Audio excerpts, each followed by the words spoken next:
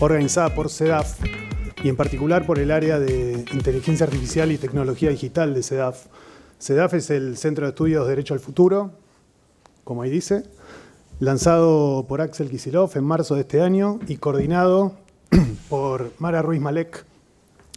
Y la idea es funcionar como un espacio que conecta distintos saberes que ya existen en distintas instituciones, centros de estudio, sindicatos, universidades, etcétera, para ver si logramos hacer primero una apuesta en común e idealmente una síntesis de todo ese contenido y, en el mejor de los casos, propuestas. Esa es un poquito la idea que tiene CEDAF integralmente. Obviamente nosotros somos una sola área, tiene como 20. Tratamos de abordar todos los temas de la realidad o todos los que se puedan abordar al menos. En este espacio de inteligencia artificial y tecnología digital estamos haciendo nuestra segunda charla pública. La primera que tuvimos fue sobre, dentro del ciclo Inteligencia Artificial y Trabajo, sobre el primer empleo, que es un tema que obviamente en términos de lo que hoy se habla de inteligencia artificial está muy sobre la mesa, sobre lo que no hay experiencias conclusivas todavía, pero seguro se identifican algunos temas que estuvimos tratando la vez pasada, como los empleos jóvenes, el primer empleo, qué pasa con los juniors, cómo se forman los semi-seniors o los seniors, si los juniors no tienen trabajo pues son reemplazados por la IA, etc. Ese ciclo va a continuar, vamos a tener 2 charlas más en los próximos meses. Obviamente, si quieren, van a ser participados y probablemente sean acá, así que ya saben cómo es la cosa. Hoy tenemos un tema distinto, vamos a hablar de tecnología, poder y desarrollo, relacionado no solamente con IA, sino en general con infraestructura digital, ¿no? Como el uso del término IA últimamente se ciñe demasiado a esto de los modelos de lenguaje, lo que todos usamos en algún momento, ChatGPT, etcétera. Pero nosotros creemos que el problema es mucho más grande, que tiene que ver con distintas dimensiones en las que la soberanía y la dependencia se pone en juego en términos de los dueños del poder y la tecnología global. Y creo que de eso va a tratar la charla de hoy, ¿no? Y vamos a terminar hablando de soberanía seguro. Pero antes de eso voy a presentar a las invitadas. Tenemos en el otro extremo de la mesa a Cecilia Ricap, economista e investigadora, profesora y jefa de investigación del Instituto de Innovación y Propósito Público del University College de Londres, investigadora del CONICET y autora del libro Teoría de la Dependencia Digital, que fue publicado este año por la editorial Caja Negra. Se los recomiendo, yo lo leí, está buenísimo. Especialista en economía de la ciencia, tecnología e innovación, sus investigaciones se enfocan en las asimetrías de poder y en la generación y apropiación de rentas intelectuales en las industrias de salud y biomedicina y en la economía digital. Bienvenida, Cecilia. Y Lina Merino es licenciada en Biotecnología y Biología Molecular y doctora en Ciencias Biológicas por la Universidad Nacional de La Plata, diplomada en Género y Gestión Institucional en la Universidad de Defensa Nacional. Es profesora adjunta de la Universidad Nacional de Hurlingham e investigadora asistente de la Comisión de Investigaciones Científicas de la Provincia de Buenos Aires, nuestra SIC. También es investigadora del Observatorio de Energía, Ciencia y Tecnología y analista en Nodal. ¿Está bien presentado? Perfecto. Bueno, y ahora vamos al tema. Para arrancar a hablar de un tema tan específico, ¿no?, como tecnología, poder y desarrollo, ¿por dónde les parece que lo encaremos? Yo digo que arranquemos por el mapa. ¿De qué actores estamos hablando cuando hablamos de poder tecnológico o de tecnología usada para el poder? O se los dejo a ustedes. Si nos ponemos a pensar en la pregunta de quiénes son las más grandes, las grandes empresas hoy, las más grandes empresas hoy, las grandes corporaciones del capitalismo global, y pensamos en las 50, 100 más grandes empresas, en, por ejemplo, capitalización bursátil, vamos a encontrarnos básicamente dos grupos. Y estos dos grupos están compuestos en su totalidad por empresas que basan su poder en formas de extractivismo.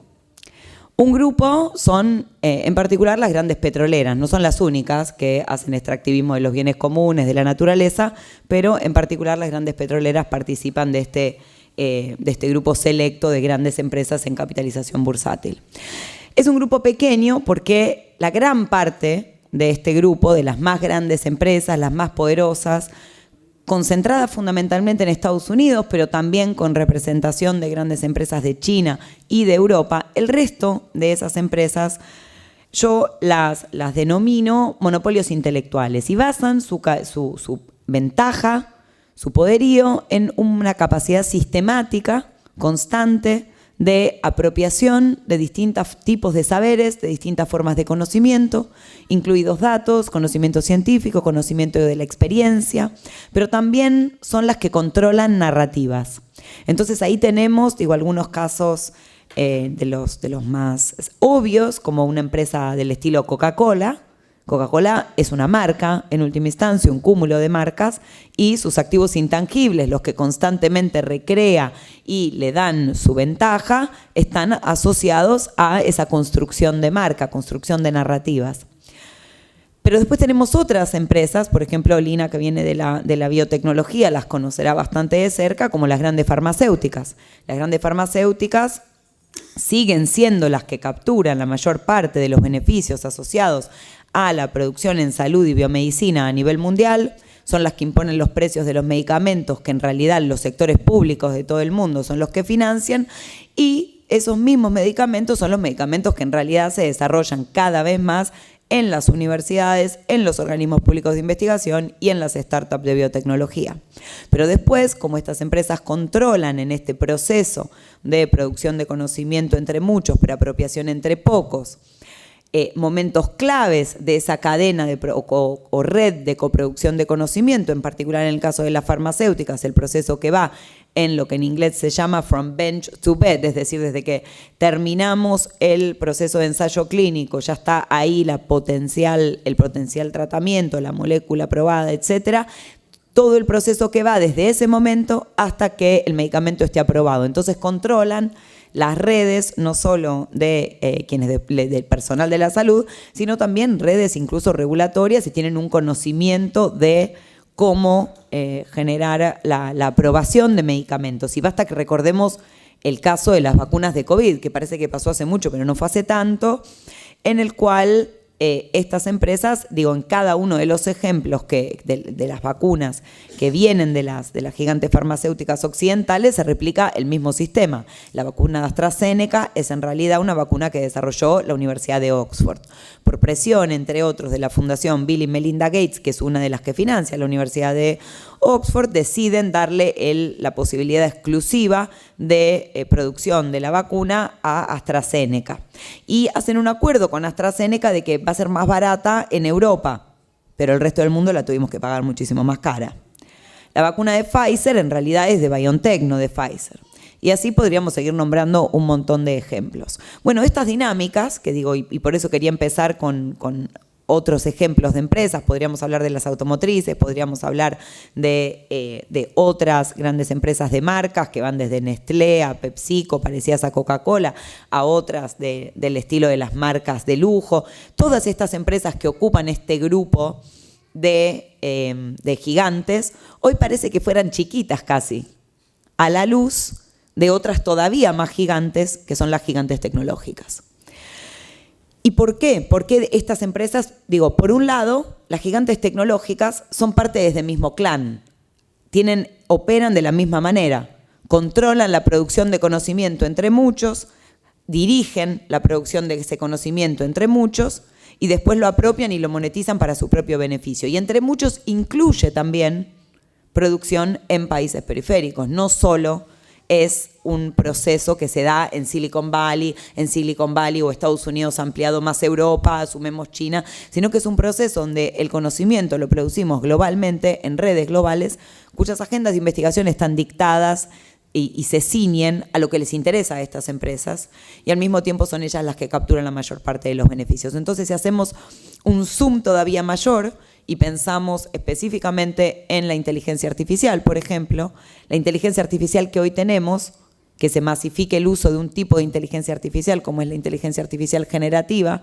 que reduce las capacidades de pensar, ni hablar de pensar críticamente, que se puede utilizar para control en el lugar de trabajo, que reemplaza nuestra capacidad de realizar tareas creativas en los puestos de trabajo, que todavía guardan cierta capacidad de autonomía en la producción creativa, que se utiliza también como arma automática. Esta inteligencia artificial no sale ni de un repollo, ni es producto de que se haya caído una manzana sobre la cabeza de los científicos científicas de inteligencia artificial, es producto de un proceso de planificación autoritaria de la ciencia y la tecnología que redunda en después un proceso de profundización de las desigualdades a nivel global, porque ya no es solo que dependemos de la tecnología de afuera, sino que hoy contribuimos a producir esa tecnología de afuera que después igualmente hay que comprarla.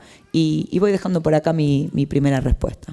Gracias al equipo de CEDAF por la invitación y bueno, a todos y a todas los presentes en la charla.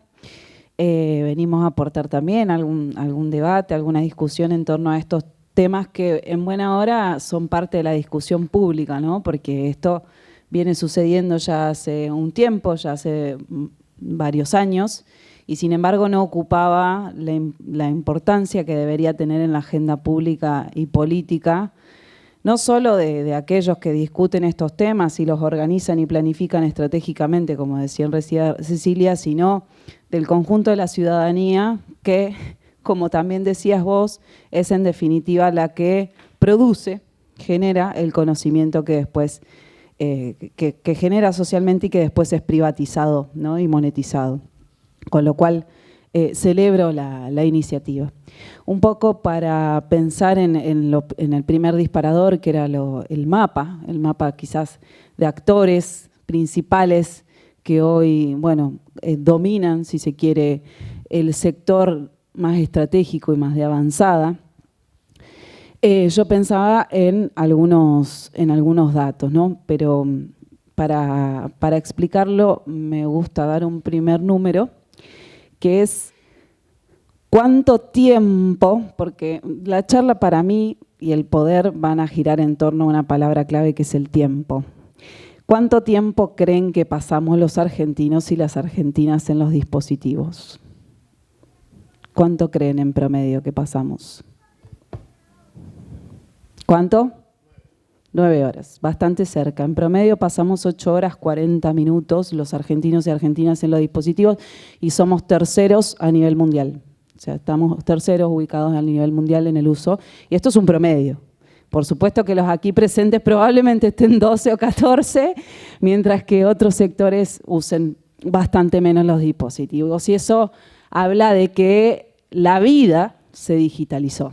La vida, la economía, la política, la educación, el ocio, se digitalizaron, ¿sí? Por eso nosotros hablamos de una nueva fase del capitalismo. Estamos hablando de una fase digital, tecnológica y financiera, ¿sí? Donde toda la vida y los procesos están tendiendo a ocurrir en otro espacio-tiempo que es el digital. No es por nada, ¿sí? Obviamente que hay una inversión muy fuerte, pública y privada, hacia a esos sectores desde ya hace más de 15, 20 años, ¿no? Que han permitido justamente este salto de escala, este cambio, no de sistema, ya eso también lo podemos discutir, seguimos estando dentro del capitalismo, pero sí con estas nuevas formas. Y es por eso que en este listado que dice Cecilia podemos traer las 50, 100 o 10 principales empresas que cotizan actualmente en el mercado, y eso pasó del capitalismo anterior, del más industrial del siglo pasado, de aquellos que dominaban, por ejemplo, la energía basada en fósiles como el petróleo, a pasar a ser controlados los primeros 10 por los CEOs de las Big Tech, ¿no? De las grandes empresas tecnológicas. Podemos ahí hablar, si se quiere, de dos polos de esa contradicción del capital, ¿no? O de lo que nosotros denominamos G2. Un polo que estaría sentado en Estados Unidos con las GAFAM, Google, Amazon, Facebook, Meta, ¿no? Y el otro polo que está en China, ¿sí? Que tiene su sede más que nada en Shenzhen, sería la Silicon Valley de China, que son las BATs, ¿sí? Baidu, Tencent, Huawei, ¿sí?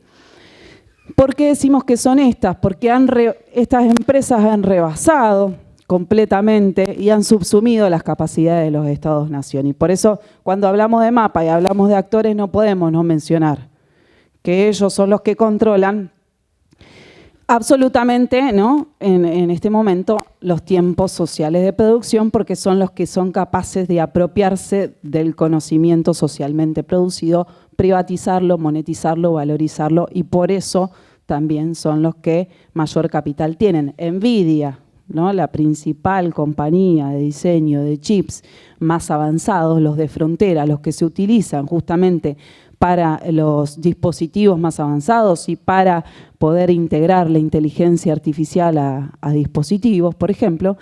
Nvidia cotizó el año pasado en 4 billones, se convirtió en la empresa con mayor cotización, ¿no? Del mercado, con 4 billones de dólares. El PBI de Alemania es de 5 billones. Una sola empresa, ¿sí? Dentro de estas GAFAM más N, está concentrando lo que produce una diríamos ya, potencia industrial, ¿no? Como Alemania. No es Argentina, imagínense. Creo que si sumamos los PBI de América Latina, estamos medio ahí. Entonces, para que pensemos qué es lo que tenemos enfrente, qué es lo que está pensando estratégicamente este momento del capitalismo, ¿no? Un poco para pensar en este momento que estamos atravesando y, bueno, cuál es el rol ahora que se viene para América Latina, para las periferias. Que la periferia ya no está geográficamente ubicada, la periferia ya no es un concepto de, bueno, el centro es China o el centro es Estados Unidos y América Latina es periferia. Dentro de Estados Unidos también hay periferia. También hay periferia. ¿Sí? El cinturón del óxido, lo que antes era una potencia en el momento, en la fase industrial, hoy se corre hacia Silicon Valley y todo su transnacionalización, el capital se ha transnacionalizado, y hoy está haciendo ese cinturón del óxido también una periferia en estos términos, ¿no? En los términos en los que lo estamos definiendo. No sé si se va entendiendo, hay conceptos ahí más complicados, pero sí los números creo que reflejan bien justamente dónde está el tiempo de producción, quién se queda con lo que producimos, ¿no? Quién se privatiza lo que producimos todos y todas, y bueno, justamente quiénes son los que entonces definen el futuro posible. Vamos a ver si eso es así de cerrado o hay otro futuro posible, ¿no? 2 cosas que saco de acá. Una, lo del extractivismo que mencionaste en el libro, Cecilia, y que tiene que ver con esto de que todos estamos generando el propio valor que tienen estas compañías en minuto a minuto, en esas 8 horas y pico que estamos con el teléfono, lo que sea. Y la cuestión de la concentración, ¿no?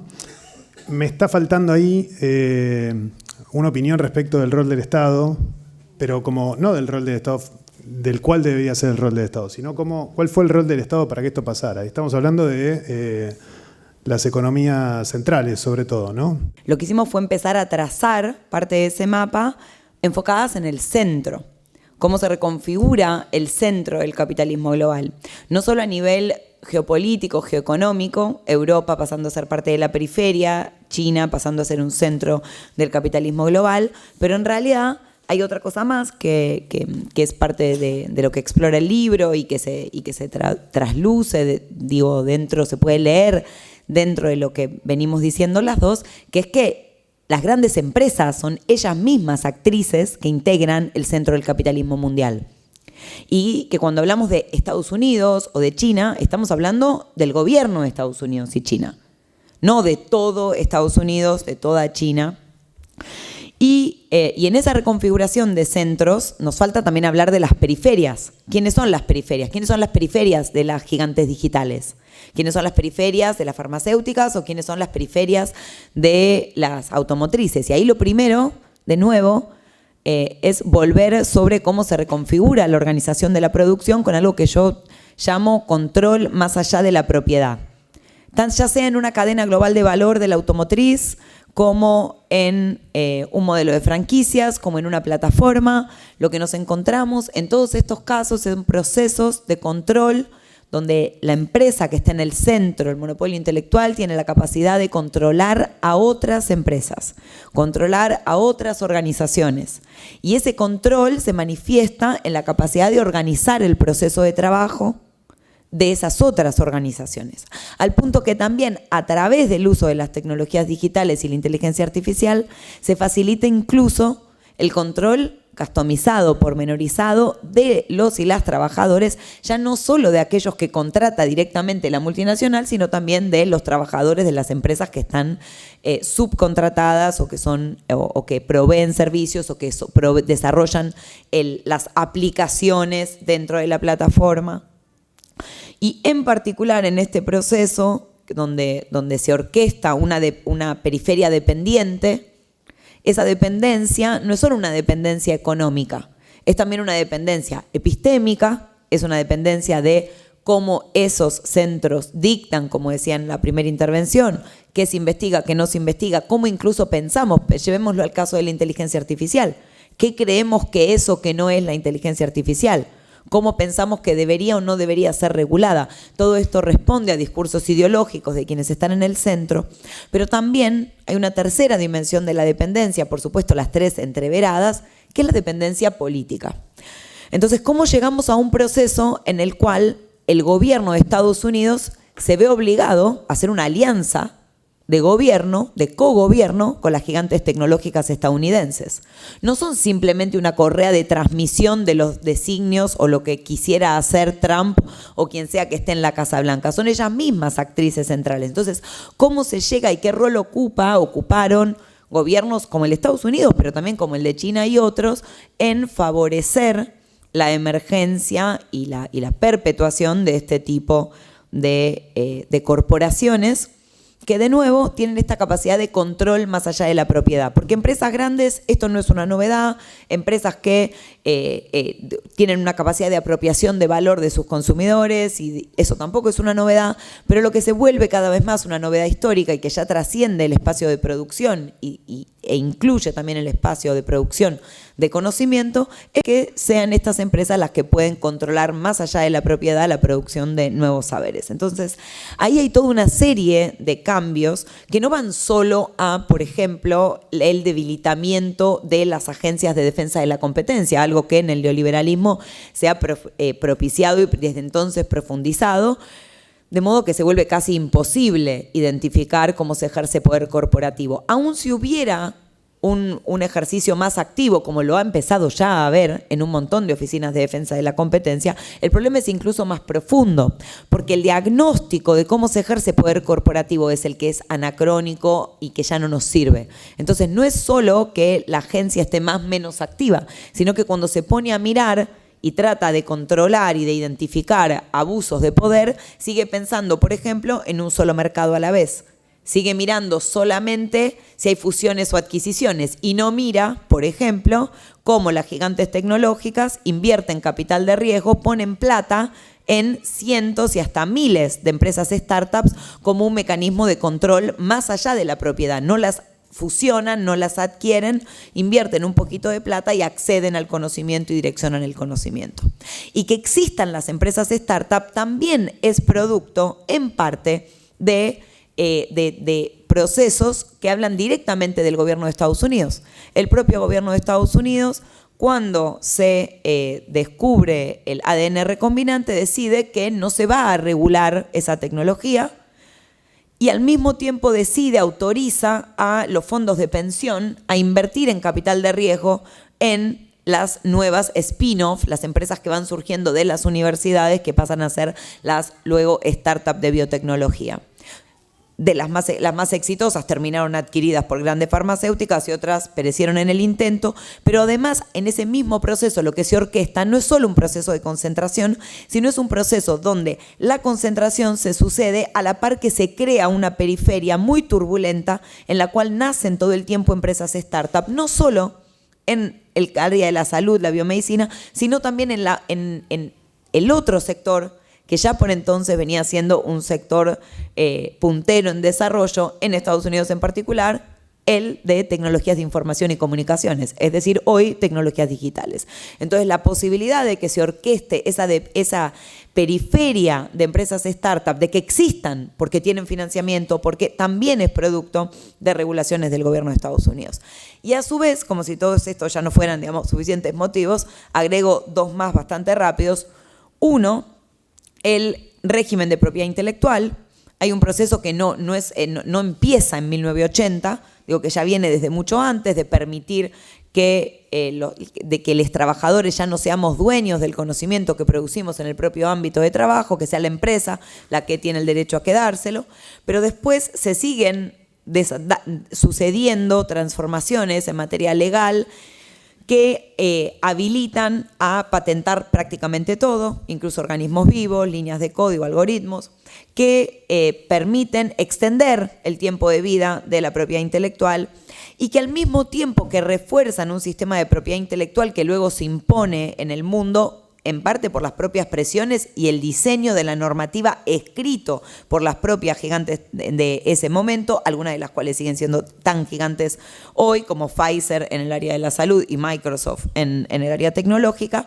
Al mismo tiempo que se orquesta todo este proceso, estas mismas empresas son las que luego no respetan la propiedad intelectual de otros. Y hoy lo vemos claramente con el copyright y los modelos de inteligencia artificial, absorbiendo absolutamente toda la cultura humana sin querer pagar ni siquiera el propio copyright, que después ellas van y defienden a capa y espada cuando se trata de el desarrollo que ellas mantienen o en secreto o protegido con derechos de propiedad intelectual. Y el último elemento que lo tiro, pero sin desarrollarlo para pasar rápido la palabra, es el sistema impositivo.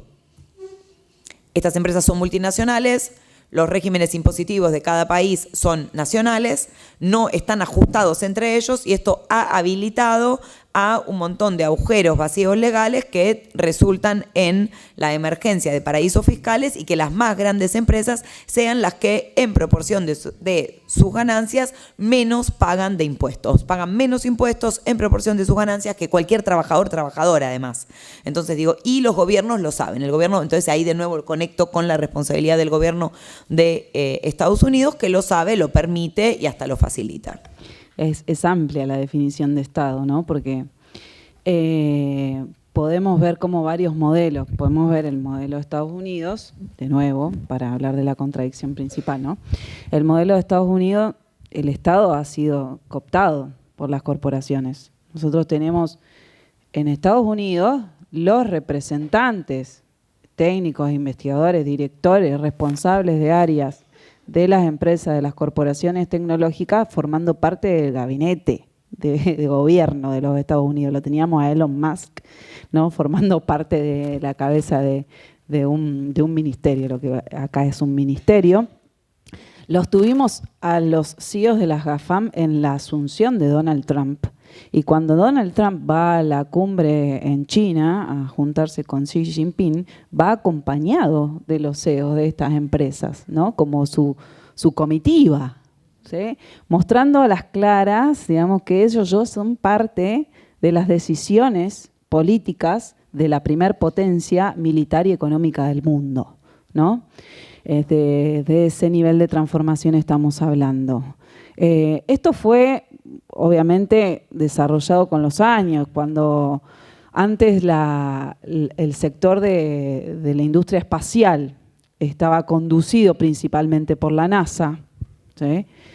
Se va corriendo los contratos del Estado de Estados Unidos, se van corriendo, por ejemplo, a SpaceX de Elon Musk, ¿no? La empresa, ¿no? de tecnología aeroespacial de Elon Musk. O sea, los principales contratos que firman hoy, por ejemplo, ¿no? Estados Unidos para financiar la carrera aeroespacial, hoy los adquiere Elon Musk a través de SpaceX. De hecho, fue fundada con un contrato por $80.000 millones de los Estados Unidos.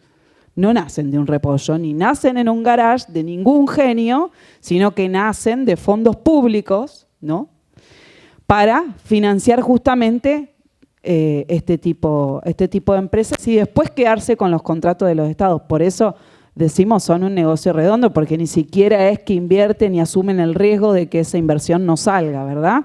Entonces son fondos públicos, con la tuya, se diría acá, con la tuya contribuyente. En China es bastante distinto, porque ya no es como en Estados Unidos en el sentido de que es más privatizado, de que está más financiarizado, que está el Estado mucho más securitizado. En China hay una lógica, si se quiere, un poco más primero de planificación, van por el plan quinquenal número 16. O sea,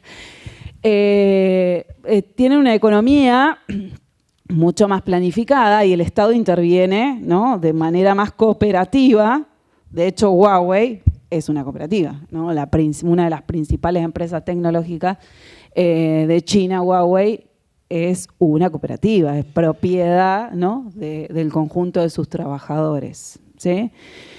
Y bueno, y el resto, si se quiere, la periferia, hablando de eso, la salida que encuentra es la regulación, ¿no? La regulación, por ejemplo, Magnifica Humanitas, la encíclica del Papa León XIV, no sé si la leyeron, que hace un diagnóstico muy interesante. La verdad que está bueno que también ese sector hable de estos temas. Bueno, pone también como salida la regulación, ¿sí?, de la inteligencia artificial, además de poner a lo humano en el centro. Esa es una discusión también muy interesante para poder dar. Y después, bueno, Estados Unidos, como todo, no sé, hegemón en declive o como todo imperio en decadencia, también pone sanciones. O sea, la lógica es sancionar al otro, meter en cana a la sobrina del CEO del representante de Huawei, ¿no?, como salir a castigar. Y China sale con un rol más de avanzar. Además, viene con digamos, con cierta potencia, ¿no?, desde la cual se despliega y desarrolla. China, por ejemplo, pues esto es interesante, nosotros hablamos de la inteligencia artificial como algo, o de la nube, ¿no?, como algo así que no es tangible y lo demás, y resulta que son cosas físicas, ¿no?, que tienen una base física, una estructura que las permite funcionar. Y una de las cosas, ¿no?, que se habla muchísimo es la energía que consumen, ¿no?, los centros de datos que permiten correr los modelos de gran lenguaje, etc.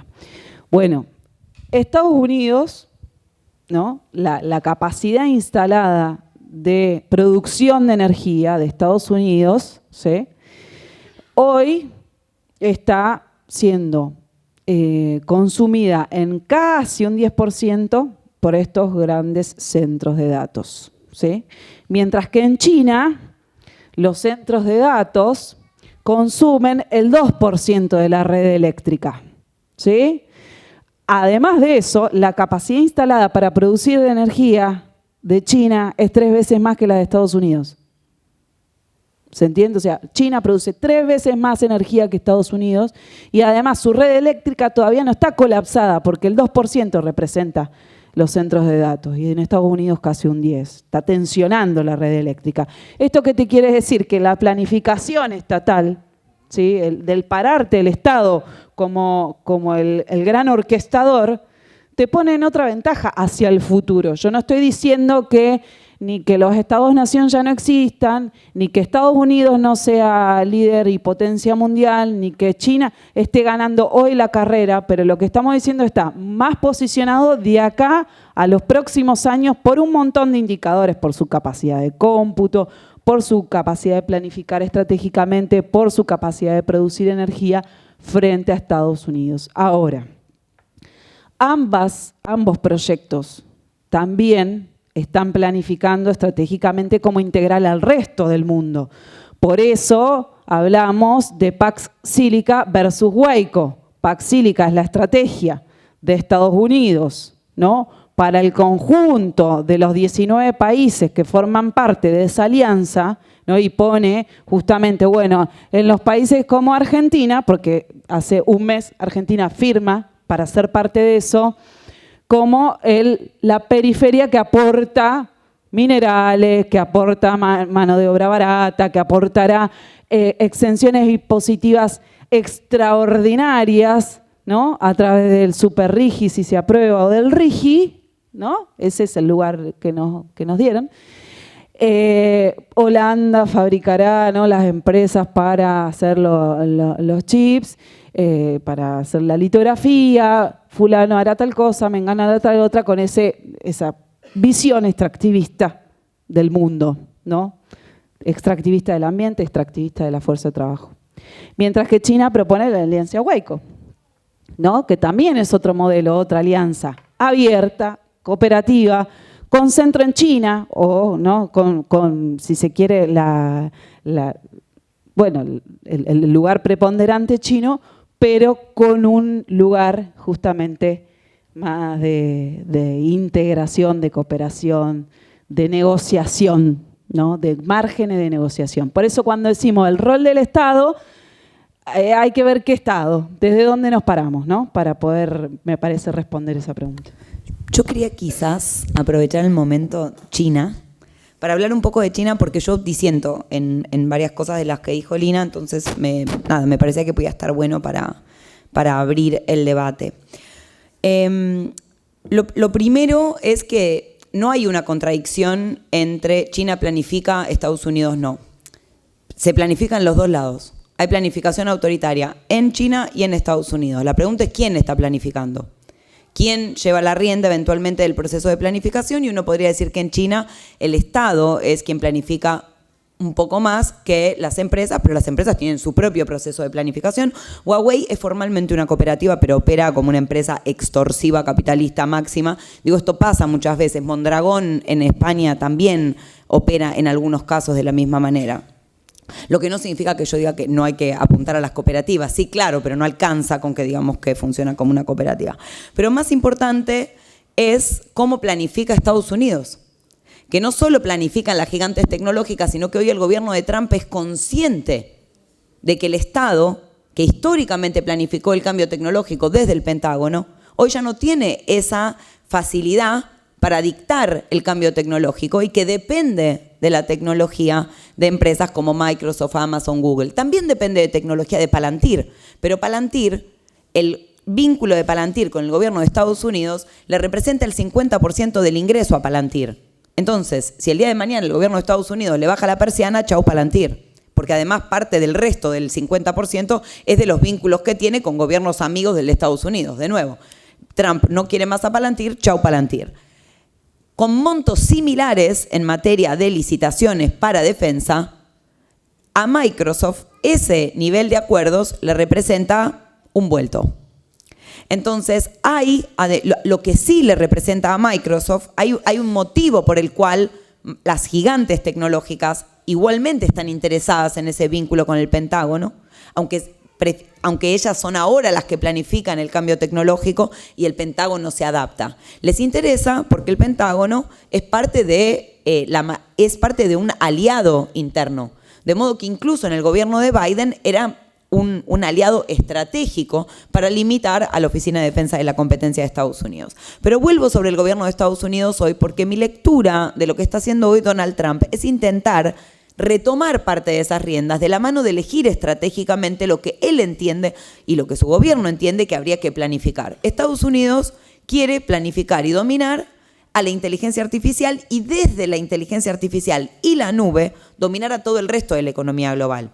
Es una estrategia que se concentra en un sector, pero es un sector que tiene posibilidad de adaptación a todos los sectores. Obviamente es una apuesta más riesgosa que la China en esa clave en ejercicio de planificación, porque China lo que hace es decir, por un lado, la discusión de inteligencia artificial, voy a estar ahí tratando de pelearla, sabiendo que voy de atrás, pero voy a estar ahí. Pero a la par, planificó el desarrollo de un montón de otras industrias, en particular las de la transición, asociadas a la transición energética, porque tarde o temprano los países del mundo lo van a tener que adoptar y eso me va a posicionar cada vez más en una posición de poder. Pero en relación a la inteligencia artificial, la estrategia de las empresas chinas y la estrategia de tanto las gigantes como las pequeñas, hay una suerte de aprendizaje de lo que le pasó a Huawei, sobre todo. Huawei avanzó en 5G y no tuvo la capacidad de volverse la empresa que domina el mercado global. ¿Por qué? ¿Porque no tenía la tecnología? No, sí la tenía. Lo que pasaba era Estados Unidos. Que Estados Unidos le dijo a sus gobiernos aliados, el 5G de Huawei no. Porque es un problema de seguridad nacional, porque tus datos pueden ser accedidos por el gobierno chino, la mar en coche, todo eso demás. Conclusión, no hubo espacio para Huawei. Entonces, la empresa china puede ser muy grande, pero sabe que tiene limitada su capacidad de control a nivel global, de control económico, de control político. Entonces, una estrategia mucho más inteligente en inteligencia artificial es, lo diría demostrando mi edad, que cebollita subcampeón. Que a veces ser segundo también es ser campeón. ¿Por qué? Porque efectivamente ir después, uno, te ahorra plata, tenés una capacidad, en entrevistas con investigadores de IA China, insisten, lo toman en un poco a la discusión esta de Peter Thiel de 0 a 1 y cómo Silicon Valley puede ir de la nada al 1. Bueno, dicen, sí, nosotros no somos tan buenos en ir de 0 a 1. Pero somos extraordinarios en ir de 1 a 100 y rapidísimo.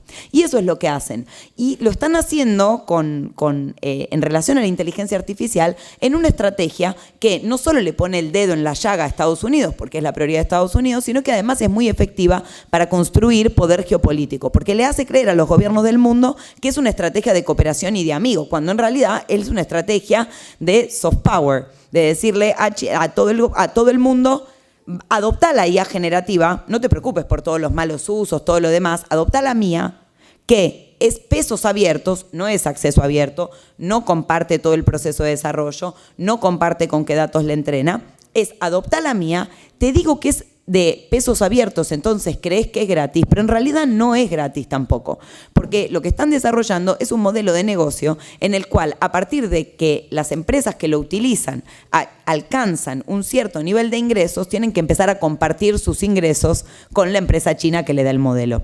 Entonces, a mí me parece que efectivamente hay que aprender de la planificación, tanto china como estadounidense, tanto corporativa como estatal. Pero todas esas formas de planificación existentes son planificación autoritaria. El desafío es cómo podemos hacer desde el Estado, desde las periferias, para hacer planificación democrática. Planificación democrática del desarrollo que no caiga ni en copiar la tecnología que se impone desde afuera, sea más barata, sea más cara, y que tampoco caiga en pensar que no es posible hacer un plan de desarrollo con desarrollo tecnológico. Entonces, ahí a mí me parece que está la apuesta y ahí es donde me parece que es fundamental retomar la planificación. Dejo la pregunta, yo no estoy tampoco muy convencida de que Estados Unidos sea un hegemón en declive. Así lo sea, tampoco me parece que se abre necesariamente una ventana de oportunidad para nosotros y que no podemos esperar a ver qué pasa para avanzar en un proyecto alternativo.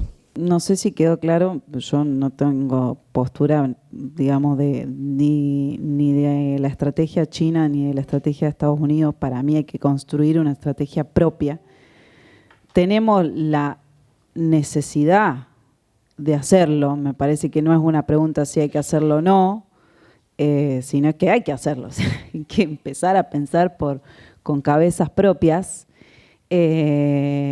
Y pensar cuáles son nuestras capacidades, ¿no? Cuáles son nuestros recursos. Hay mucho ahí para debatir. Entonces, creo que ninguna de las dos estrategias es la más conveniente para nuestro polo, para nuestra propia estrategia, para nada. Es solamente una caracterización de las diferencias entre sí de los dos polos de la contradicción principal. Bueno, en ese sentido, a mí me parece que lo que decía de Estados Unidos, de que no tiene hegemonía sería como conducir sin tener la necesidad de necesariamente atacar con el poderío militar. China también ha desarrollado un poderío militar terrible. Vimos, no sé si vieron el último desfile de Día de la Victoria y mostraron todos los fierros que tiene y asustaba bastante, ¿no? Entonces, también se amenazan con eso. Pero hay una guerra tecnológica, es más, hay una guerra multidimensional, no es solo en el plano de la tecnología, que está digitalizada, la guerra multidimensional está digitalizada. Pero lo cierto es que América Latina, el Caribe y Argentina en particular tenemos que construir una estrategia propia, eso no tengo ninguna duda.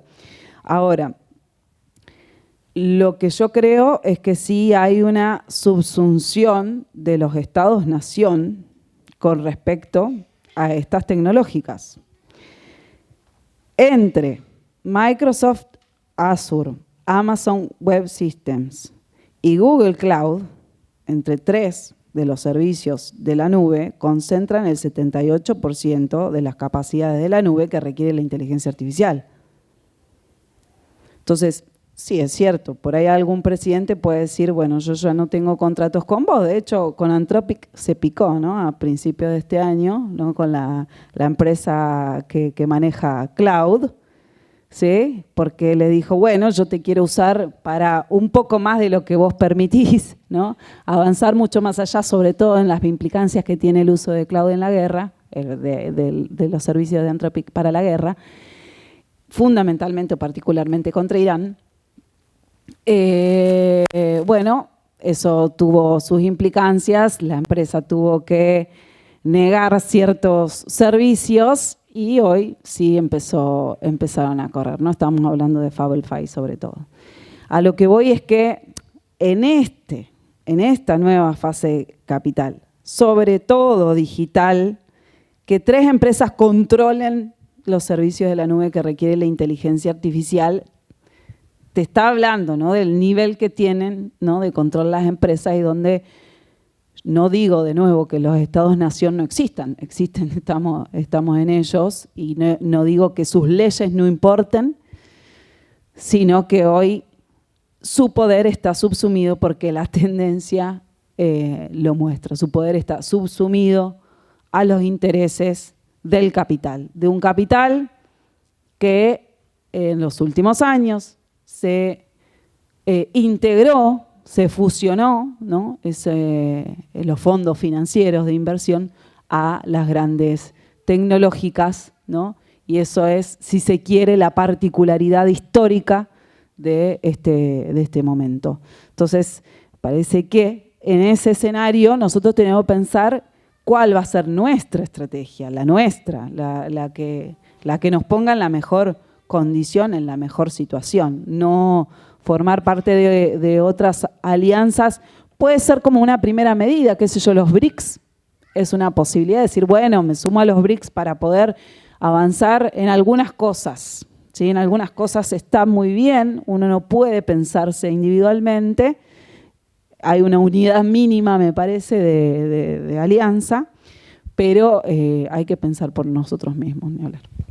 Lo que quería preguntar antes es si hay alguna especificidad de estos monopolios, creo que lo llamaste intelectuales, respecto de nuestros países, o sea, del plan que tienen para nuestros países. O si es simplemente ir ocupando países como en el TEG, haciendo lo mismo, que es apropiación de recursos, apropiación de conocimiento y tratar de ganarle a su competencia en términos de extractivismo. Bueno, para empezar, diría hay 2 elementos centrales a pensar. Uno, cómplices locales. Tienen sus representantes locales. Y es importante que los mapeemos. Uno de los elementos por los cuales en el libro de Teoría de la Dependencia Digital, que explica por qué retomo la idea de la teoría de la dependencia, es justamente por esta identificación de que la dependencia, el subdesarrollo, también se explica por dinámicas locales que hay cómplices del subdesarrollo. Y tenemos que entender quiénes son esas cómplices hoy. Más allá de que pueda seguir habiendo una oligarquía del campo que sigue operando de la misma manera que hace 50, 60, 70 años y más, también hay nuevas cómplices locales. Y en esas nuevas cómplices locales, políticas claramente, digo, sentadas en la Casa Rosada, pero además hay cómplices locales económicas, que muchas veces, esto es lo más paradigmático, se las asocia en ciertos marcos conceptuales como las que serían el motor del desarrollo, las campeonas nacionales. ¿Por qué? Porque hoy tenemos empresas como Mercado Libre, como Globant, Ualá ahora está sufriendo un poco más sus, pero igualmente Despegar, después adquirida por una empresa extranjera. Este tipo de empresas que tienen capacidad, que muestran, voy a decirlo de este modo porque me parece que es incluso más importante, muestran que en Argentina tenemos capacidades de producción de conocimiento científico y tecnológico de frontera. Que existan estas empresas y que contraten trabajadores en Argentina, no solo en Argentina, en toda la región, que desarrollan tecnología de frontera, muestra que tenemos talento, tenemos capacidades. Pero al mismo tiempo, ese talento y esas capacidades no están puestas en función de un proyecto para las mayorías, de socialización del conocimiento, de crear encadenamientos productivos virtuosos, de distribuir la riqueza. Repiten exactamente las mismas prácticas de los monopolios intelectuales globales y además son correa de transmisión de esa dependencia. Lina hablaba de la nube y en parte en teoría de la dependencia digital, pero sobre todo en otro libro que acabo de sacar y que el año que viene se edita en castellano también por Caja Negra, discuto en detalle cómo funciona la nube y por qué es tan importante específicamente para la inteligencia artificial, pero para cualquier tecnología digital. Al punto que empresas como Mercado Libre dependen de la nube para existir, no solo para almacenar los datos, sino también que hibridan su propio desarrollo con el alquiler a caja cerrada de servicios que obtienen en la nube. Entonces, al mismo tiempo que capturan valor de nuestro territorio y que exprimen lo máximo que pueden de todos los que son parte de sus ecosistemas y que además a los consumidores ahora les hacen precio dinámico para extraerles todavía más lo máximo según su perfil de datos que estarían dispuestos a pagar, una parte de todo eso se lo tienen que pagar a Amazon y a Google. Entonces, hay proyectos específicos que se canalizan en parte a través de empresas locales. Y la otra dimensión específica, Lina hablaba del nivel de consumo de energía eléctrica de los centros de datos en Estados Unidos. Estados Unidos tiene ese nivel de consumo de energía eléctrica de centros de datos porque sigue siendo por recontralejos, el país donde se concentra el mayor número de centros de datos. Y por eso es que una parte incluso del territorio de las personas de Estados Unidos son claramente periferia, los que viven alrededor de los centros de datos y no tienen acceso al agua potable, pagan más caro por la energía eléctrica, etc. Ahora, ya la matriz, más allá de que Trump señale que va a seguir extrayendo hasta la última gota de petróleo que encuentre y lo que sea para que haya energía para nuclear, etcétera, para la inteligencia artificial, lo cierto es que estas empresas tienen que salir ya han salido a buscar en el mundo lugares desde los cuales construir nuevos centros de datos para seguir acumulando más datos, acumulando más conocimiento y más tanto valor como poder. Y entonces ahí aparece otra nueva dimensión que tenemos de la cual tenemos que prestar mucha atención. Y voy a decir por qué. Y no es por lo que se imagina, no es porque Milei quiere regalar toda la Argentina. Sí, también Milei quiere regalar toda la Argentina. Pero la pregunta principal en esta historia, o lo que a mí más me preocupa, no es que Milei quiera regalar la Argentina, porque a mí eso no me sorprende. Digo, en esa dinámica lo importante es organizar la resistencia. No hay duda de qué hacer. Lo que a mí me genera más preocupación es que Chile, durante el gobierno de Boric, sacó un plan de data centers para traer más data centers de estas empresas en su territorio, que Brasil, en acuerdo con las gigantes tecnológicas estadounidenses, a la par que trata de tener un proyecto de soberanía digital, va el ministro de Hacienda, Haddad, y discute con las gigantes estadounidenses qué necesitan para venir a instalar más centros de datos en Brasil y les escribe un plan a su medida, que es el Redata, que si todavía no se aprobó, no es porque haya desgraciadamente calado hondo la resistencia de las comunidades y a la instalación masiva de centros de datos, es por internas del Congreso.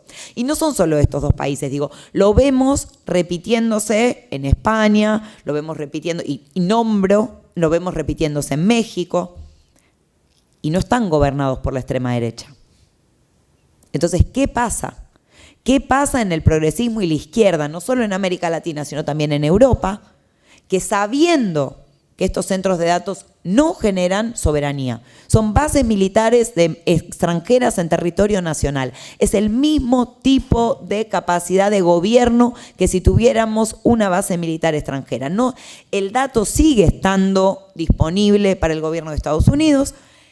No se trata solamente de claudicar en la gobernanza de los datos, sino también de la tecnología que se utiliza para analizar esos datos. No son una inversión extranjera directa de la vieja usanza, no generan empleo, no generan encadenamientos productivos. ¿Quién se va a querer instalar además cerca de un centro de datos? Si no hay energía eléctrica, no hay agua. No generan ningún tipo, no son un polo de atracción de tecnología, porque no hace falta estar cerca del centro de datos para producir tecnología. Entonces digo, realmente no generan ningún beneficio y los gobiernos progresistas los atraen a mansalva. Ahora, y cierro con esto ya anticipando la discusión de soberanía digital, ¿eso significa que ningún centro de datos en Argentina? No, claramente no. Entonces, ¿cómo gobernamos los centros de datos? ¿Cómo hacemos para poner una moratoria, frenar la instalación de centros de datos privados? No promoverla, frenarla, pero crear el espacio para más centros de datos públicos, para que el sector público tenga no solo donde almacenar, sino donde desarrollar tecnología y que también desde el sector público, ¿por qué no?, se ofrezca la capacidad de cómputo, se ofrezca la capacidad de ir completando partes de los servicios digitales que hoy, si no, las únicas que los ofrecen son Amazon, Microsoft y Google. Lina, ¿cómo la ves? ¿Es ignorancia, complicidad o es inevitable abrirle las puertas a esta gente? ¿Ignorancia de quién? De los estados que admiten, lo que decía Cecilia, de Brasil, México, Chile, con gobiernos en teoría progresistas, admitiendo la entrada de estos muchachos. Sí, puede ser que haya cierta ingenuidad, ¿no? Como decía, del progresismo, de querer cogobernar con estos poderes adentro de sus estados y de sus países, pero lo cierto es que no se puede ni gobernar ni la tecnología digital ni nada. Estamos relegados a esos intereses. Lo que pasa es que, bueno, hace falta mucho coraje y mucha valentía para oponerse a esos proyectos y tener un proyecto propio, ¿no? Creo que esa soberanía se construye, no es algo de lo que vamos a decir, bueno, listo, chao, mañana cerrame todo y arranco de cero, porque no va por ahí. Tampoco se trata de decir tecnología sí o no. Vieron que hay como filósofos europeos de moda que te dicen desconectate, la solución es la contemplación. Decís, pero no, o sea, ¿por qué yo qué tengo que salir, escapar? ¿A dónde? ¿A Marte me voy a vivir? O sea, no puedo ya, uno no puede salirse, ¿no?, de esa esfera y apagarse. Porque justamente esto tiene una potencia enorme. Estas tecnologías tienen una potencia enorme que yo también la quiero. Ah, claro, se la dejo a China, se la dejo a Estados Unidos y entonces yo me desconecto y contemplo. Es que es muy fácil desde un lugar donde está la panza llena, el alquiler pago y la economía resuelta, decir que para vivir la vida en este capitalismo de la nueva fase hay que desconectarse, ¿no? Es como una salida bastante cómoda y la verdad que no, a nosotros no, pues nosotros tenemos otros problemas, o sea, tenemos un pueblo hambreado, tenemos la situación de que el 50% de los argentinos están endeudadas, entonces también tenemos que pensar qué hacemos con todo eso, pero no está endeudada para comprarse una casa, un auto o viajar, está endeudada para comer o pagar medicamentos. Entonces nuestra realidad viene siendo otra muy distinta. Entonces, bueno, escapar de eso es otra cosa, ¿no? Entonces decíamos, no es tecnología sí o tecnología no es el plan de Estados Unidos, no es el plan de China, es el plan nuestro, con nuestra propia tecnología, porque esta tecnología ha permitido condiciones que podrían ser o tienen la potencia de ser magníficas y mejorar muchísimo nuestra calidad de vida. Lo que en 1970 se tardaba 8 horas en producir, estamos hablando del tiempo social de producción de mercancías, hoy se tarda 1 hora y media. ¿Sí? 1 hora y media. Entonces, lo que en el siglo pasado llevaba una jornada laboral, ¿no? Que la jornada laboral tiene esto del tiempo necesario para producir la mercancía más la plusvalía, ¿no?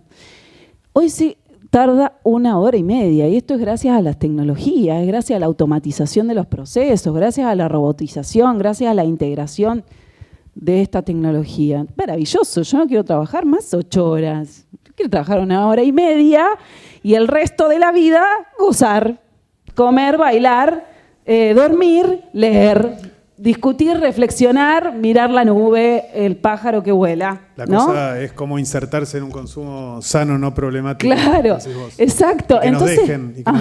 Okay. Entonces, bueno, nada, digo, está bueno lo de la teoría de la dependencia, porque ¿qué nos pasa a nosotros en la periferia? El trabajador está sobreexplotado. El extractivismo de los recursos y de la fuerza de trabajo está sobreexplotado. Entonces, hoy cualquiera acá tiene que tener 3 laburos, tiene que trabajar 12 horas, un Uber tiene que hacer 450 viajes por mes para estar arriba de la canasta básica y no ser pobre. ¿Y qué le vamos a ofrecer? ¿Más trabajo?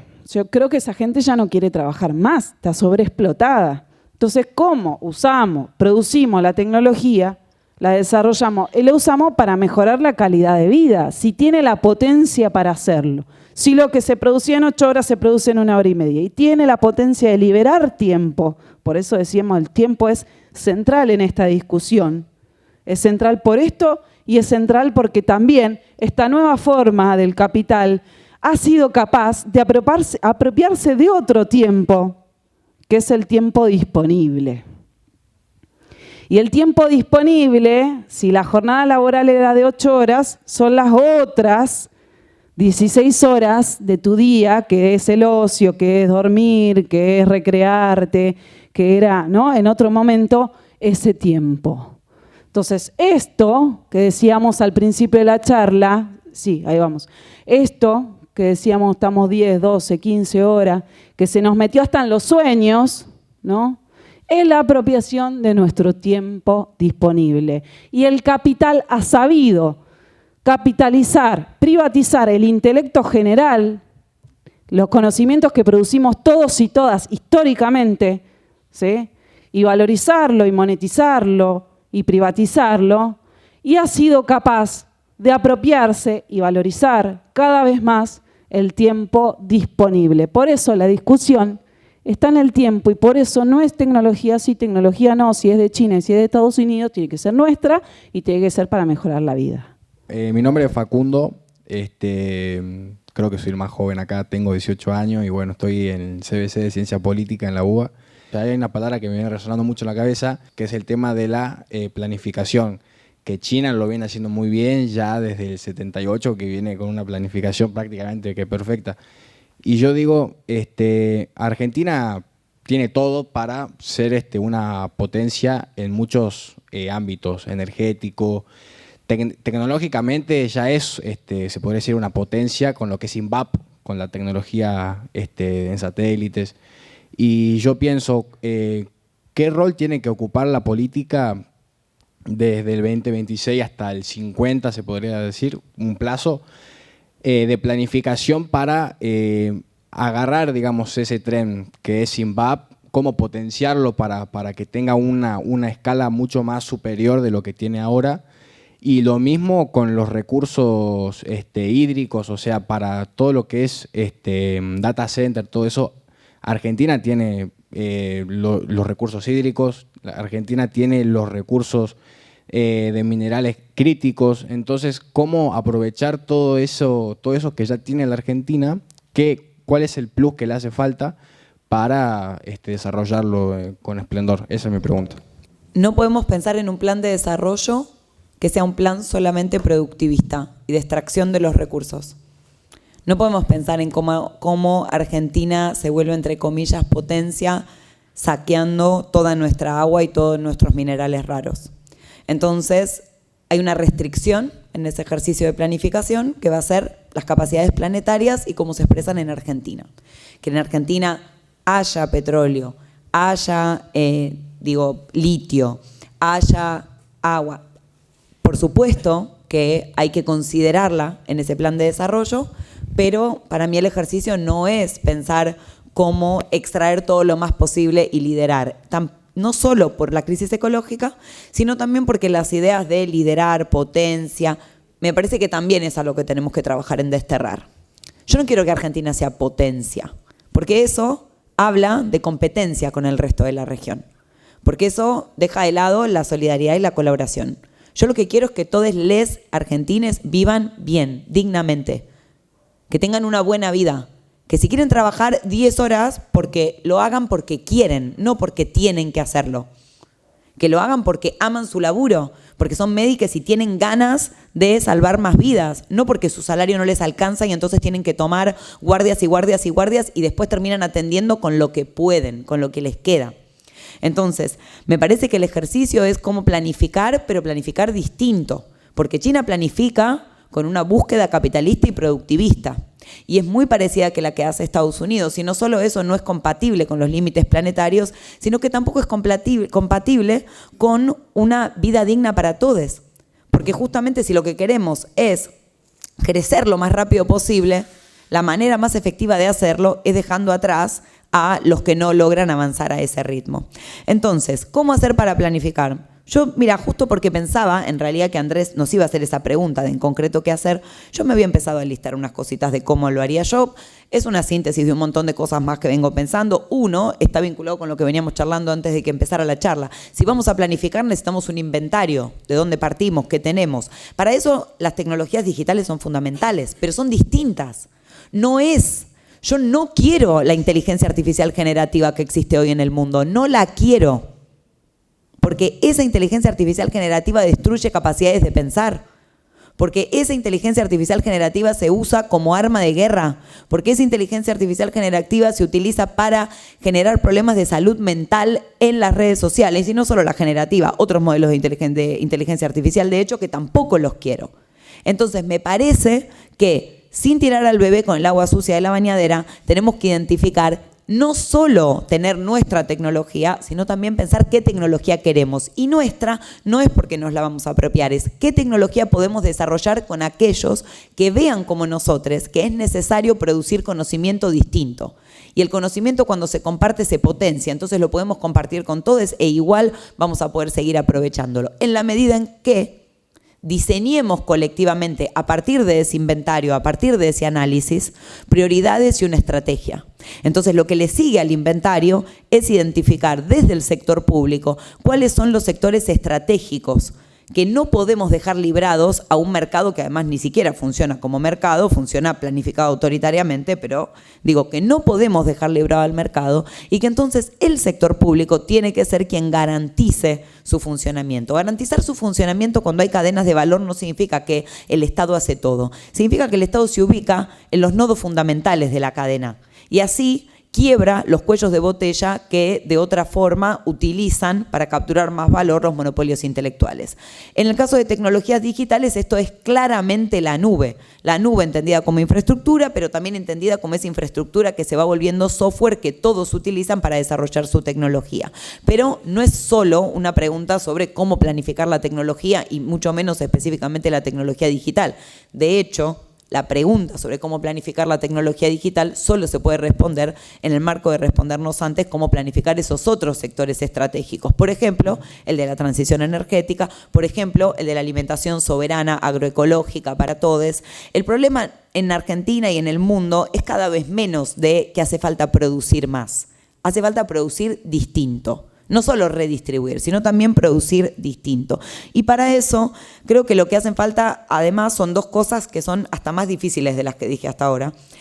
Una es superar el discurso y la narrativa, el discurso ideológico de que toda tecnología es buena, que la tecnología va a traer crecimiento económico y que el crecimiento económico es la condición para el desarrollo.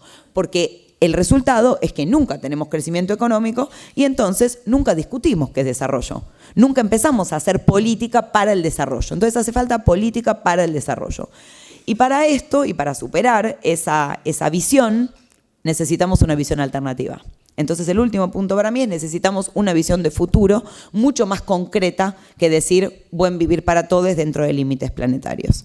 Yo lo primero que quiero decir es que se la pasan diciendo que los jóvenes están en cualquiera y que son los responsables de que gobierne la derecha, y cuando escuchamos a los jóvenes están preocupados por las cosas que realmente no importan. Por ejemplo, cómo planificamos, por ejemplo, qué pasa con una hidrovía, por ejemplo, qué pasa con la minería, por ejemplo, qué pasa con la alimentación. Entonces, estaría bueno empezar a escuchar mucho más a los jóvenes, que evidentemente están entendiendo en profundidad los cambios y las transformaciones a las que estamos asistiendo los que nacimos en la era analógica. Así que está bueno eso, ¿no? Porque son aportes importantes también para pensar el futuro, ¿no? Con los que van a ser los protagonistas, digo, dentro de cuando te reciban en unos años y te toque, porque encima te vas a dedicar a eso si es lo que estás estudiando. Está muy bien que se traigan estos temas y que sean los pibes de 18 los que los plantean, o las pibas de 20 los que tienen esas preocupaciones. Así que bienvenida a la pregunta. Coincido lo que dijo Cecilia, o sea, me parece que acá lo bueno es que ya asumimos que entendemos que la tecnología no es neutral, que entendemos que tiene intereses atrás. Entonces, ¿quién desarrolla la tecnología? La está desarrollando con los intereses que tiene para el mundo que quiere.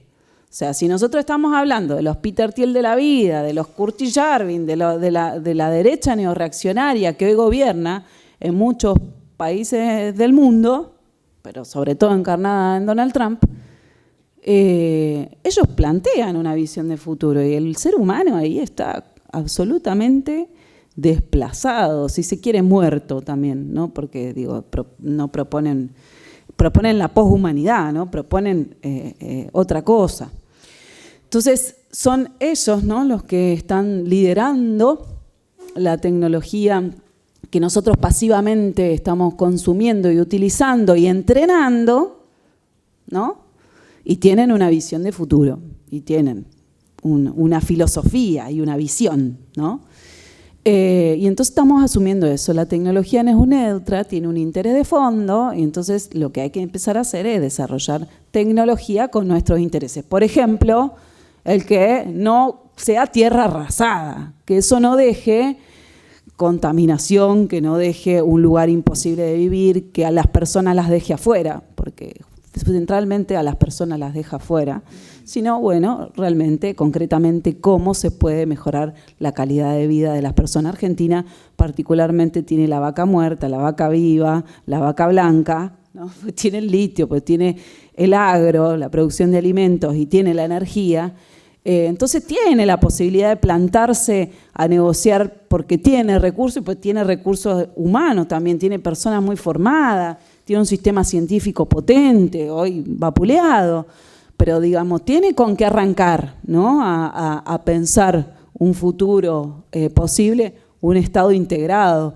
Está bueno también lo de pensar los valores que nos motiven, porque solidaridad, comunidad, humanidad, son valores muy fuertes, digo, que hay que recuperar, ¿no? Porque la derecha neorreaccionaria, si algo está haciendo, es socavar mucho eso, ¿no? Esta discusión la está llevando al sálvese quien pueda, al sálvate solo, al especulador, al odio, a la discriminación. Entonces, nosotros, para mí, hay que hacer el espejo, ¿no?, el espejito a eso. Hay que proponer todo lo contrario, todo lo contrario. Es más humanidad, es más solidaridad, es más integración, es más cooperación. Es desde una posición de poder, porque me parece que la que se discute ahí es eso, ¿no?, es el poder. ¿Cómo se relacionan las políticas de desregulación normativa en general con, en paralelo con proyectos como el Super RIGIP, que en nuestro país, que está pensado específicamente para los centros de datos, y cómo eso impacta, cuál es la relación que tienen? Ustedes mencionaban un poco los mecanismos que utilizan las potencias para intentar controlar la inteligencia artificial frente a políticas de regulación como las que tenemos acá. Pero la segunda pregunta que se me venía a la mente recién era pensando en los casos que mencionaban de las políticas que han tomado gobiernos de tintes mucho más progresistas como Chile o Brasil, si de alguna forma o por qué las políticas públicas terminan corriendo de atrás hacia el desarrollo tecnológico y hacia la inteligencia artificial, y cómo hacemos para pensar políticas públicas, porque evidentemente de izquierda o derecha siempre estamos tarde llegando a la tecnología y al desarrollo en manos de privados. ¿Cómo hacemos para formular políticas públicas que no se queden en el tiempo y que lleguen a tiempo? Sobre todo pensando en 2028, ¿no? Como pensando a futuro, ¿cómo nos tenemos que parar frente a eso? Yo lo primero que diría es cuando yo mencionaba hace un rato la discusión sobre dependencia política, cómo la dependencia tiene una dimensión política, esa dependencia política se expresa tanto en materia regulatoria como en qué se promueve.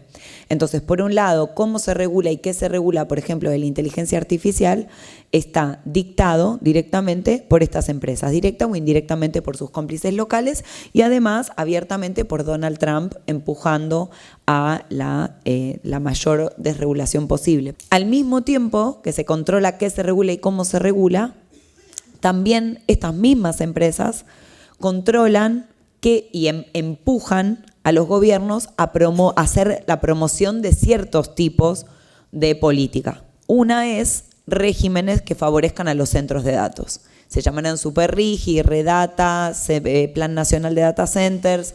No tendrán nombre como en Colombia durante Petro, que después terminó frustrado el proyecto porque termina el gobierno, pero que también tenían un proyecto de data centers y así.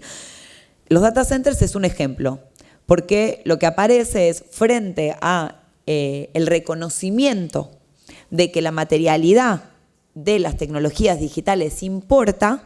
Los gobiernos reconocen eso, dicen, che, no era solo datos y algoritmos, hacía falta también centros de datos. Entonces lo primero que entienden a pensar es, los necesito en mi territorio. Y ahí caen estas empresas y te dicen, yo voy a hacer una inversión billonaria. Y se lo dicen a territorios locales, que nunca en la vida han visto algo parecido. Entonces, casi que eligen creer. Eligen creer que el empleo va a ser real, eligen creer que en realidad van a ser más sostenibles de lo que dicen, entonces capaz que no exprimen toda la matriz energética y el agua. Y además se genera, y por eso yo también trato de construir una narrativa y un discurso distinto que el de potencia, competencia, porque también genera una carrera en contra del vecino. Porque vos decís, bueno, sí, no, en realidad no va a traer nada bueno, pero ¿y si sí? Y el de al lado lo va a instalar, mejor lo instalo yo también. Entonces, ahí se ve cómo en la promoción de la regulación aparece, incluso en gobiernos progresistas, y en parte porque eligen creer que va a venir crecimiento económico de la mano de esta instalación de centros de datos, eligen creer y aceptan lo que quieren las empresas. Pero no pasa solo con la promoción de los centros de datos, pasa también con la adopción de tecnología de Estados Unidos, porque Estados Unidos ya lo dijo muy abiertamente en su plan de inteligencia artificial, que si quien quiere seguir siendo aliado, amigo de Estados Unidos, tiene que adoptar su tecnología, tanto de IA como de nube. Y el FOMO, que tienen absolutamente todas las organizaciones hoy por adoptar tecnología digital, IA, nube, etcétera, lleva a, bueno, en realidad la voy a hacer soberana porque voy a usar OpenAI, pero voy a hacerle una capita encima. O la va a ser soberana porque va a ser la TAM GPT, pero en realidad es con Amazon Web Services, con Amazon brindando asistencia técnica y plata. Y sin hacerte la pregunta de, ¿necesitabas ese modelo? La prioridad del Estado era tener un chatbot más copado, encima para atender los reclamos de la población. Que digo, yo no sé ustedes, pero yo no me importa si el chat es bueno, yo quiero hablar con una persona. Y es algo que digo, ¿cómo puede ser que no se entienda? Solo genera más malestar que te hagan pasar por eso. Aunque el chatbot te esté contestando bien, igual querés que una persona sea la que te confirme lo que tenés que hacer. Entonces digo, que estemos pensando que la soberanía viene porque, y digo esto, no lo digo en el aire, vengo de estar ayer en Uruguay y de escuchar cómo la Intendencia de Montevideo y el Parlamento están haciendo eso.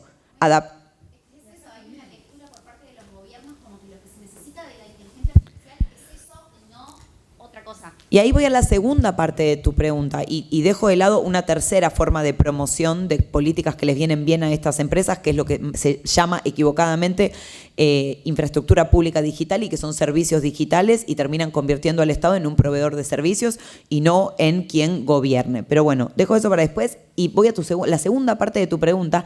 Tiene parte de la respuesta de lo que estás buscando ahora, porque los gobiernos llegan tarde porque se sumen a una carrera que no es la propia. Entonces siempre vas a llegar tarde si la agenda tecnológica te la está marcando otro. Entonces, uno, el proceso regulatorio en general, en parte, va a tener que llegar tarde. La discusión es cómo hacerlo más eficiente y cuáles son las fricciones en ese proceso, que por otro lado muchas veces son necesarias. Pero lo que es más importante en esta discusión es por qué salís corriendo a adoptar la tecnología. ¿Por qué si ni siquiera entendiste para qué la vas a usar? No mapeaste cuáles son los problemas de tu territorio, cuáles otras prioridades tenés. ¿Es esto el mejor uso de las capacidades que tenemos en la región? Esa es la pregunta, porque capacidades tenemos, pero la pregunta es cuál es el mejor uso de esas capacidades de acuerdo a cuáles son los problemas que tenemos. Entonces, me parece que hay una parte de la construcción de la agenda propia que nos tiene que permitir que no se nos imponga la idea de que hay una carrera tecnológica, de que la tecnología avanza sola, de que no hay nadie pisando el acelerador metiendo plata y diciendo va por acá, estas son las prioridades, porque las gigantes tecnológicas hacen eso, deciden la agenda de investigación e invierten a mansalva para tenerla y después hasta logran construir discursos ideológicos en que los propios científicos construidos por empleados por las empresas dicen, no, esto avanza tan rápido, es tan peligroso. Primero, si hackeó un sistema es porque los que hicieron el modelo lo hicieron mal. No es porque la IA era mágica y logró hackear lo que le dijeron que no hackee. Entonces digo, se equivocaron. Si se equivocaron, ¿por qué igual lanzan los modelos a mansalva? Entonces, me parece que ahí nos tenemos que dar cuenta que no hay nada inevitable, que la velocidad y la presión de que tenés que hacer todo rápido también está impuesta por los que gobiernan y que lo que tenemos que hacer es construir gobierno, básicamente.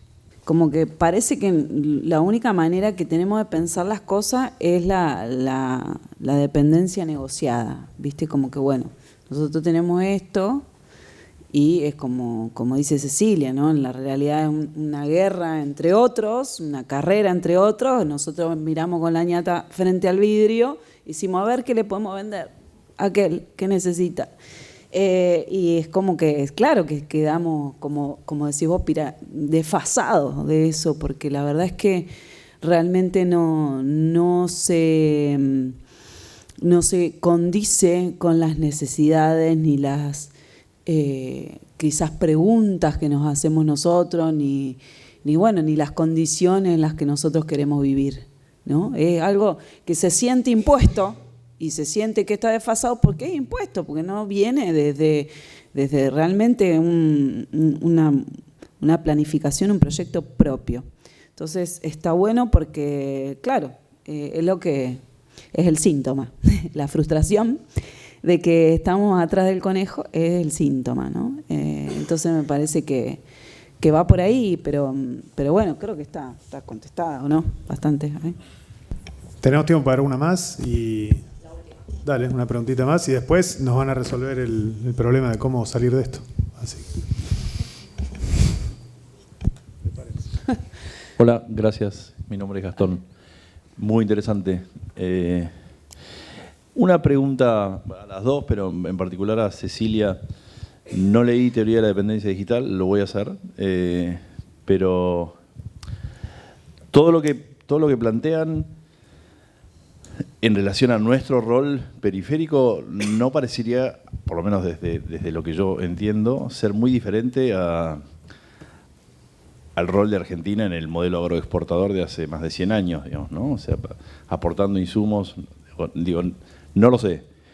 Si fuera así o no es así, o cuáles son los elementos diferentes en este contexto con la tecnología y qué en ese contexto puede hacer diferente Argentina, digamos, o sea, en términos de proceso político, pensando para el futuro, para salir de ese lugar donde estamos ahí tratando de ver qué vendemos, ¿no? Y en ese lugar desde la periferia y vendiendo todo por 2 pesos, ¿no? Entonces hay algo, o sea, ¿qué es todo, qué elementos distintos habría en este contexto de la tecnología y el rol desde la periferia como una ventaja comparativa en caso de un contexto político distinto, ¿no? O sea, no este y con este escenario político.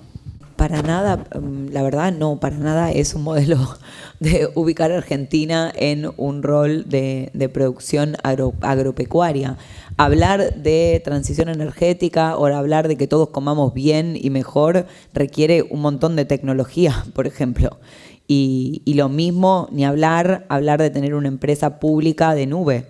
Entonces, es pensar cuáles son las líneas estratégicas para una producción sostenible dentro de Argentina. Por supuesto que es importante después cómo va a ser esa inserción a nivel internacional, qué vamos a tener que comprar del resto del mundo, qué podemos vender al resto del mundo, pero hay una dimensión de que no nos preguntamos qué modelo queremos adentro de Argentina. Estamos tan preocupados por ver cómo vamos a conseguir los dólares que no podemos pensar más allá del corto plazo. Y para mí pensar en el largo plazo es pensar en refundar al Estado, no solo para las periferias de América Latina, es una discusión mucho más general y es refundar y repensar a la democracia en última instancia. Entonces ahí es donde está la pregunta clave. ¿Qué Estado queremos? ¿Cómo pensamos al Estado? ¿Qué tiene que producir el Estado? El valor público del Estado, ¿de dónde viene? Argentina sigue teniendo ARSAT, por ejemplo. ¿Cómo ARSAT puede ser una punta de lanza para un ecosistema digital alternativo que Argentina pueda compartir o exportar de la manera que se resuelva en el resto de la región? Porque hay otras partes de la región que tienen otras capacidades y por eso te digo compartir o exportar. Porque tenés Antel en Uruguay, porque tenés empresas públicas de software en Brasil. Entonces, ¿cómo haces para poner todo esto en relación? Lo compartís, unos exportan una cosa, otros importan otra, generalizamos PIX y dejamos de usar el dólar y entonces nos preocupamos un poco menos por el dólar dentro de la región. Me parece que explorar estas iniciativas es fundamental, pero para poder hacerlo tenés que tener un diagnóstico más claro de tu territorio. Y el diagnóstico más claro, el inventario, no es solo de no es una matriz productiva, no es una matriz insumo-producto nacional lo que estoy pensando, aunque también hay que actualizar la matriz insumo-producto nacional. Lo que estoy pensando va mucho más allá y habla de las capacidades. ¿De qué queda? ¿Cuántos científicos tenemos que sean capaces de pensar en desarrollar tecnología digital distinta? Y no es solo cuántos tiene el país, cuántos tiene el Estado, de cuántos puede disponer el Estado. Si lanza una convocatoria y dice, vamos a desarrollar estas prioridades, ¿quiénes se suman a contribuir a eso? Y así el inventario tiene que ir también a esa clave. Entonces a mí me parece que el desarrollo a partir de las capacidades locales, que no son solo en tecnología digital, en biotecnología también están, por ejemplo, pero en vez de estar pensando en qué desarrollar y cómo combinarlo con algún agrotóxico, ¿cómo podemos pensar el desarrollo de la biotecnología para la vida, no para contribuir a un productivismo que a la vez mata al territorio y a las personas? Entonces me parece que es cambiar la lógica, pensar en la centralidad del Estado y desde ahí construir alternativas y mejores servicios públicos. También salud, educación, son claras las prioridades. Y también son claras las limitaciones. Por ejemplo, en tecnología digital, y cierro acá, que quizás no es lo más inspirador, pero Argentina no está ni cerca, ni lejos, ni lejísimo de producir semiconductores de frontera, pero tampoco lo está prácticamente ningún país del mundo. ¿Qué hacer entonces? Hay cosas tan simples como compra colectiva.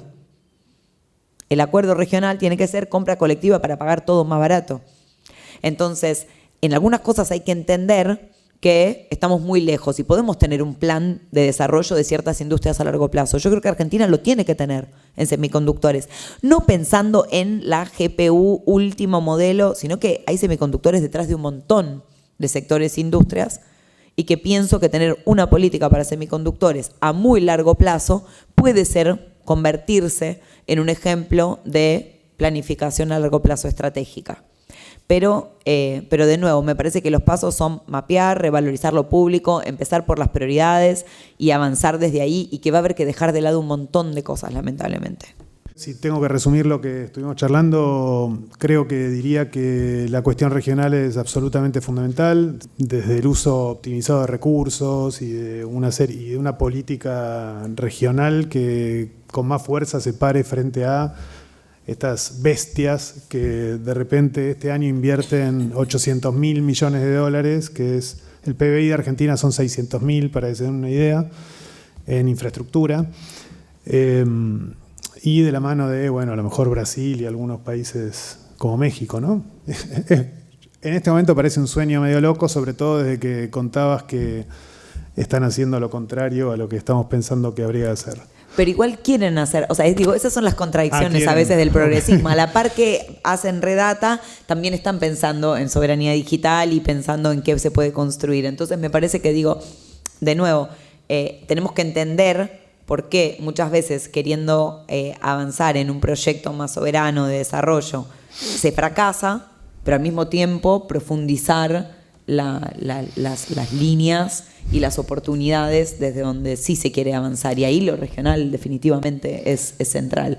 Pero, voy a decir una cosa, si lo regional no funciona, hay que intentarlo igual. Sobre tu pregunta de qué es posible o no es posible, hay que intentarlo igual. ¿Para qué queremos el chatbot? ¿Para hacer imágenes más graciosas, memes, lo que sea? ¿O para, no sé, que en las escuelas lo usen? Bueno, en las escuelas no hace falta un data center enorme como el que quieren poner en la Patagonia. No hace falta una tecnología muy precaria al lado de esas, ¿no? Estamos de acuerdo. Así que, Lina, no sé si querés agregar algo sobre esto que estamos diciendo. Bueno, ¿qué agregarle a todo lo que estamos diciendo? O qué, ¿no? Como estamos pensando en 2028. Estamos pensando en 2028, primero tenemos que ganar en 2027, así que pensemos en 2027 también, organicemos eso. Hablaba el compañero de hace 100 años un modelo agroexportador, ¿no? Que es el que nos quiso imponer, sobre todo cuando dejamos de ser colonia española para ser una colonia en términos económicos con Inglaterra. Pero nosotros después irrumpió el peronismo. O sea, acá no son 100 años de modelo agroexportador. Nosotros irrumpió el peronismo y desarrollamos todo lo que necesitaba en ese momento esa sociedad con la particularidad de necesidades, de deseos de esa sociedad. Y desarrollamos cuántas cosas planificamos y desarrollamos en ese momento, en cuántas ramas de la industria pudimos dar una nueva manera de hacer las cosas, ni alineado, no, la tercera posición, ni alineado con este, ni alineado con el otro, sino lo propio. Tuvimos esa experiencia, que acabó como acabó, y después tuvimos también kirchnerismo, donde citábamos acá ARSAT, citábamos INVAP, digamos, tenemos el CAREM, digo, tenemos una industria nuclear también mucho más limpia, si se quiere, que la derivada del petróleo, pero también nacionalizamos nuestra refinería, nuestra YPF, invertimos en Vaca Muerta, nos faltó quizás también el control de la minería para poder hacer una minería más sostenible y no la que arrasa con absolutamente todo y se lleva puesta a la comunidad, los recursos hídricos, etc. Entonces hemos tenido a lo largo de nuestra historia modelos, ejemplos, momentos donde nos atrevimos a pensar por nosotros mismos, ¿no? Con las necesidades que teníamos. Y eso va a tener que volver a ser así con las particularidades históricas de esta nueva fase digital. Creo que han salido varias líneas de por dónde empezar, pero necesitamos sistema latinoamericano de inteligencia artificial, necesitamos centros de datos bajo condiciones que hayamos discutidas desde la discusión ambiental y desde la población que vive, la comunidad que vive en los lugares donde quieren poner centro de datos, proteger la producción de conocimiento, hacer la propiedad de conocimiento colectiva, pero proteger, ¿no? lo que se produce en Argentina, respaldar al sistema científico, seguir apostando a este sistema científico, mejorarlo, direccionarlo. Hay un montón de cosas para hacer, hay que procesar regionalmente los recursos, coordinar eso, me parece que también hay una respuesta ahí. Y bueno, obviamente que hay también una necesidad de controlar estatalmente justamente aquello que requiere el ser humano para vivir bien, para estar saludable, para tener una vivienda, una alimentación, una salud, una educación dignas. Entonces hay como un montón de cosas para hacer y para avanzar y no empezamos en el cero. Sí, nos tenemos que poner firme, pero no empezamos en cero. No sé si resolvimos la pregunta que hizo el compañero acá de 18 años, pero por lo menos pudimos avanzar un poquito hoy, discutir un poco. Interpelan bueno, a los jóvenes. Ahí está. Ojalá vengan más. Y esto es un continuo, recién arranca, la seguimos el 27, supongo que nos vamos a ver todos ahí y todas. Quiero agradecerles de nuevo a Cecilia y a Lina la presencia, a Cipreva nuevamente por prestarnos el lugar, recibirnos, y al equipo de organización que nos dio una mano enorme para que todo saliera así. Y gracias a ustedes por venir.